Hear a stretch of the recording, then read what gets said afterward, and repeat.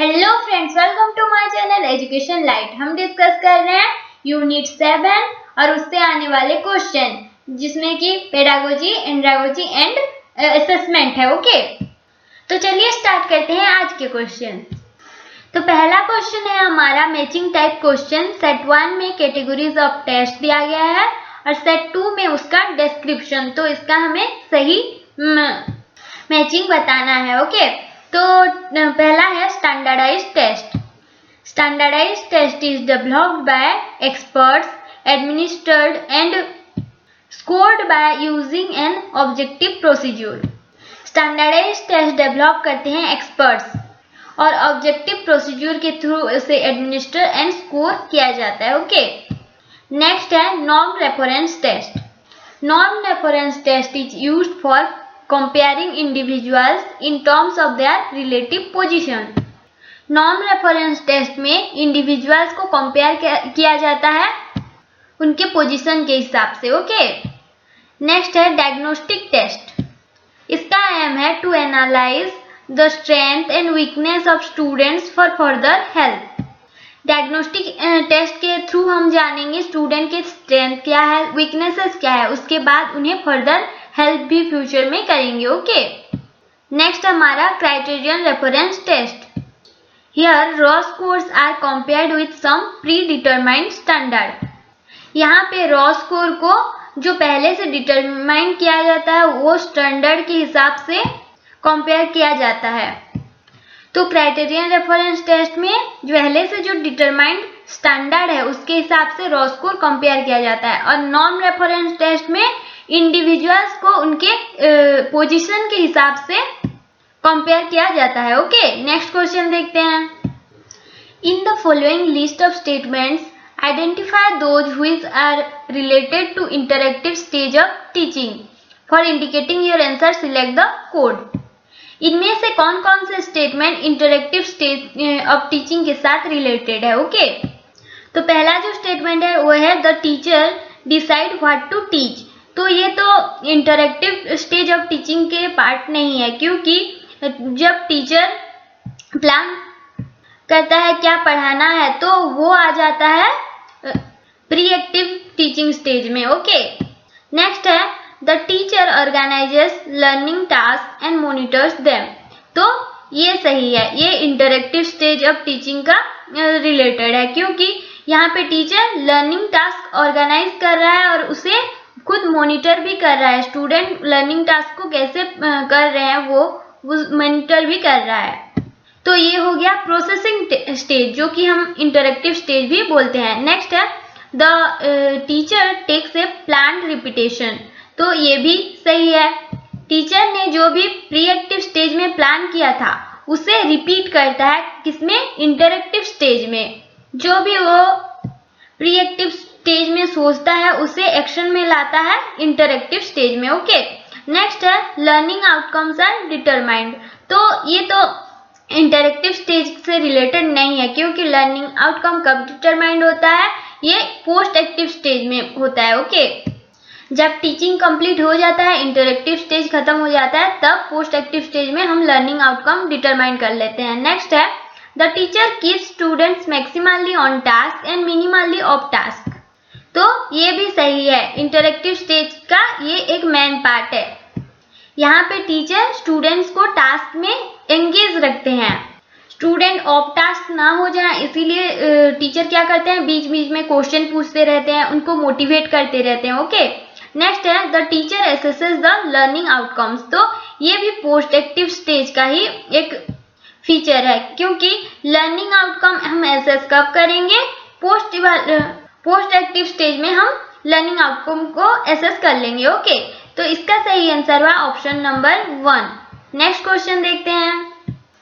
Which of the following activities will be considered most relevant for pre active stage of teaching. Pre active stage of teaching में इनमें से कौन से statement सही है वो हमें बताना है।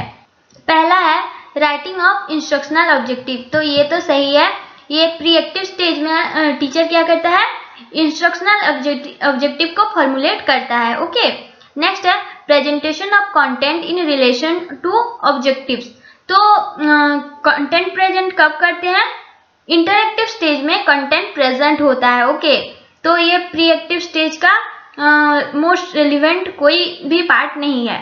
नेक्स्ट है preparing A guideline for improvement in teaching. तो इम्प्रूवमेंट इन टीचिंग कब हम जानेंगे? जब हमारा टीचिंग खत्म हो जाएगा, जब हम फीडबैक पाएंगे स्टूडेंट से, तो तब हम इम्प्रूवमेंट करने का सोचेंगे। तो ये तो लास्ट स्टेज में होगा, तो ये प्री एक्टिव स्टेज का पार्ट नहीं है। और नेक्स्ट है प्रिपरेशन ऑफ लेसन प्लान। तो ये सही है। लेसन प्लान हम कब प्रिपेयर करते हैं? प्री एक्टिव स्टेज में हम लेसन प्लान प्रिपेयर करते हैं। नेक्स्ट है आस्किंग प्रोबिंग क्वेश्चंस। तो क्वेश्चन आस्किंग और मोटिवेशन हम कब देते हैं? इंटरएक्टिव स्टेज में वो हम करते हैं। ओके, तो इसका सही आंसर हुआ ऑप्शन नंबर 3। नेक्स्ट क्वेश्चन चलते हैं। The focus of the net Flanders interaction analysis categories system is on the study of verbal and non-verbal behavior of teachers, verbal behavior of students और non-verbal behavior of students और verbal behavior of teachers। तो इसका सही answer है option number 4, verbal behavior of teachers। Net Flanders interaction analysis theory में main focus किस पे दिया जाता है? वर्बल बिहेवियर ऑफ टीचर्स पे। Okay, in a language classroom, if a teacher is merely pointing out the similarities and differences between common and proper nouns, his or her teaching is at what level? Understanding level, memory level, reflective level, autonomous development level।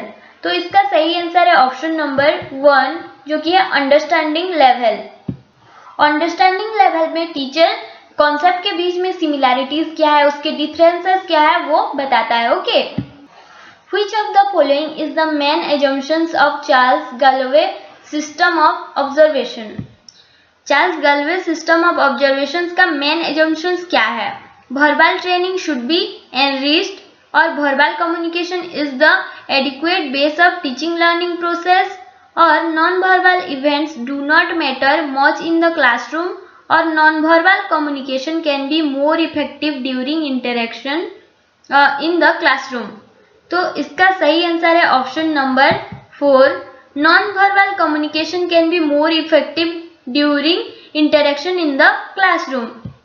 Charles Galloway मानते हैं कि classroom में non-verbal communication बहुत ज़्यादा effective होता है interaction में। Okay, next है which of the following are considered indicators of indirectness in Flanders interaction analysis. Flanders interaction analysis के कौन से इंडिकेटर्स हैं इनडायरेक्टनेस के? ओके, तो इसका सही आंसर मैं बता देती हूँ option number 4। Okay, acceptance of feelings, next है प्रेजिंग ऑफ और एनकरेजिंग, एंड नेक्स्ट है हमारा यूजिंग स्टूडेंट्स आइडियाज। ये सब है indicators of indirectness in Flanders interaction analysis. Okay, which of the following assessment area of learning outcome will belong to the category of lower level? Ability to analyze the facts and information, ability to create and synthesize various facts together, or mastery of facts and information as shown in reproducing them when asked for, or ability to use standards and arriving at decisions। तो हमें बताना है कौन सा learning outcome lower level category से belong करता है। तो इसका सही आंसर है ऑप्शन नंबर 3, जो कि है mastery of facts and information as shown in reproducing them when asked for.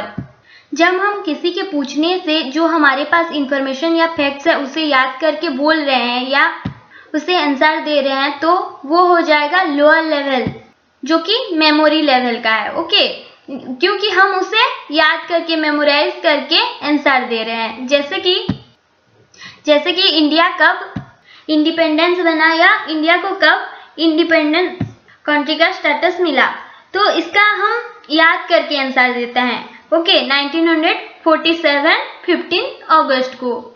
तो ये हो गया लोअर लेवल, जो कि मेमोरी लेवल का आंसर था। ओके, तो आज के लिए बस इतना ही। आई होप ये वीडियो आप सबको बहुत ज़्यादा हेल्पफुल होगा और लाइक एंड सब्सक्राइब करना बिल्कुल मत भूलिए। Thank you for watching.